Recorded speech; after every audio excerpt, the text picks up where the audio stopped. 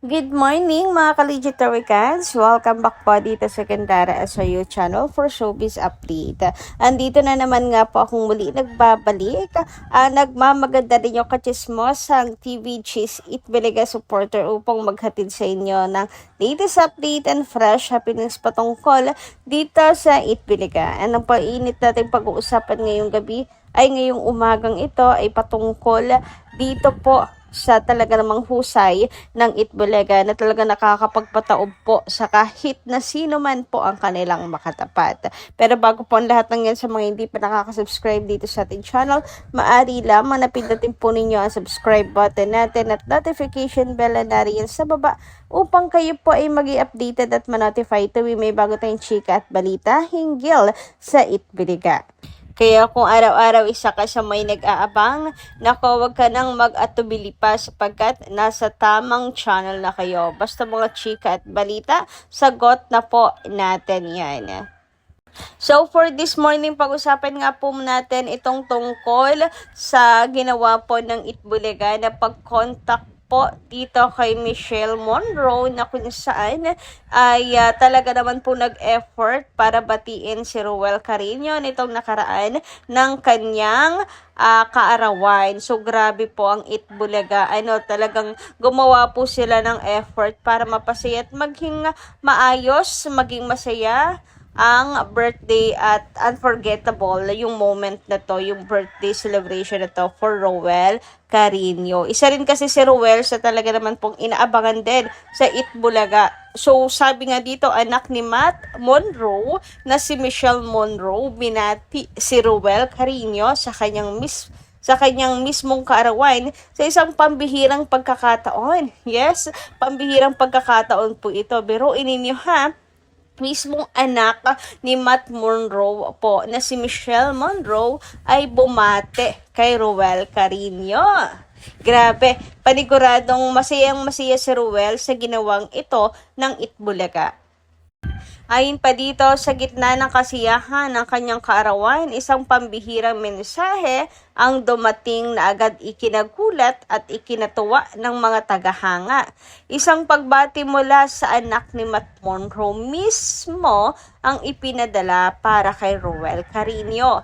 Sa isang iglap, ang selebrasyon ay umangat mula sa pagiging personal na okasyon patungo sa isang makasaysayang sandali para sa The Clones at sa buong Filipino music community. Para sa maraming fans, ito ay isang malinaw na simbolo ng pagkilala. Hindi lamang sa husay ng paggaya, kundi sa respeto at dignidad na ipinapakita ni Ruel sa pamana ng musika ni Matt Monroe. #Ruel Carino. So grabe, napakabihirang pagkakataon po na to. And it's only Itbulaga. Hindi naman sa masyado tayong exaggerated. Pero usually talaga Itbulaga, ito yung kanilang expertise.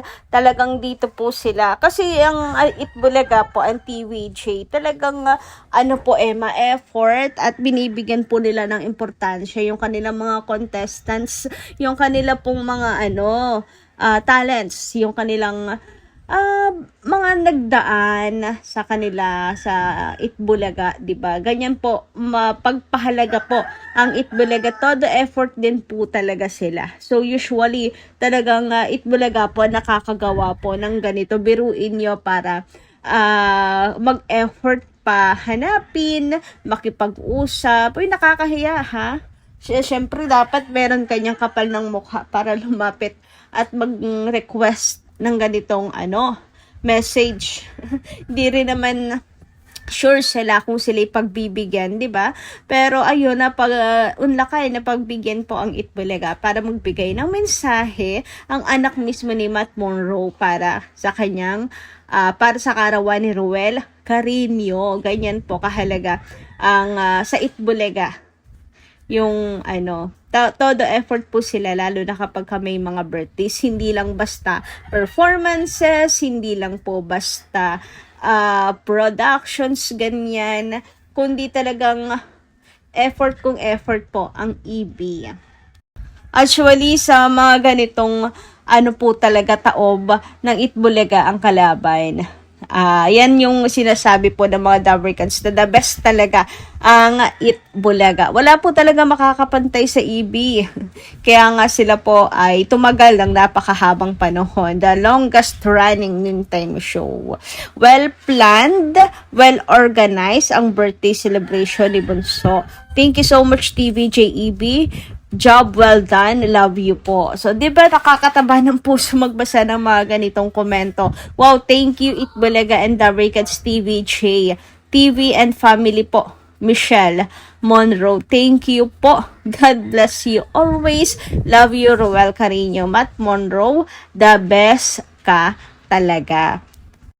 Eto nga, congrats Itbulaga. The best kayo. Totoo yan. The best po talagang Itbulaga.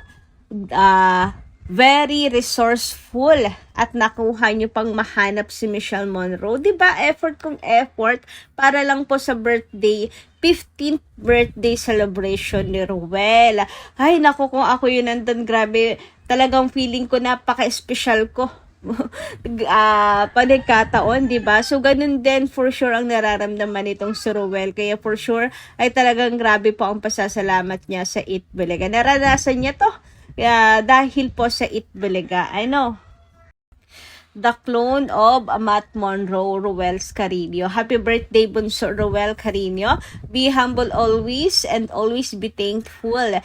Thank you also for to Michelle for a very touching birthday message to Roel. Sabi naman dito, wow, galing mo talaga idol. Sa murang edad mo ay halos umikot na ang pangalan mo sa kasikatan. Kasikatan mo, san mang sulok ng mundo, wish ko sa'yo, patuloy kang gabayan ni Lord at ipagkaloob sa'yo, anumang mabubuting hangarin mo sa buhay bukod sa mabait ka, may talento at marespeto, ay walang imposible. Maraming blessings bibigay sa'yo ng Diyos. Yes, talagang dapat po stay humble lang siya and nasa tamang circle po si Roel, na sa tamang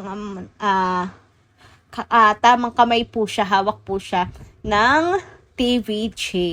The public interest in the song of Matt Monroe will revive through Roel's Carino's perfect interpretation of Monroe's songs. Now, many are buying records of Matt Monroe. Talagang nabuhay po sa pamamagitan nitong si Roel Carino. Iba talaga po ang TVJ. Umisip ng mga konsepto ng mga segment. Talaga naman at marami po silang napapasikat, marami po silang nabibigyan ng oportunidad, marami po silang binubuhay na pangarap. Katulad na lang po nito, Another Name, isang kabataan, muli ang bibigyan po ng pangalan ng Itbulaga. Nais ni Michelle Monroe na ipagpatuloy ni Matt Ruel ang legacy ng kanyang daddy Matt Monroe. Siyang dapat lang po talaga para po ang musika ay talaga naman pong makilala yung mga dating singers, and hindi naman po sila matatali sa pangalan lang nun gagawa't gagawa po sila ng paraan ng pangalan. Syempre, mahusay po ang Itbulaga TVJ dyan. So, dito talaga panalo po ang Itbulaga. Kudos, maraming salamat. Hindi nyo alam kung gaano ninyo napasaya yung bata sa kanyang birthday.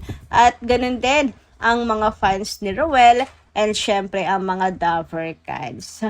So, happy po ang mga Dabricans at muling pinapatunayan po ng Itbulaga na never po silang mapapataob ng kahit sino man pong kanilang makakatapat.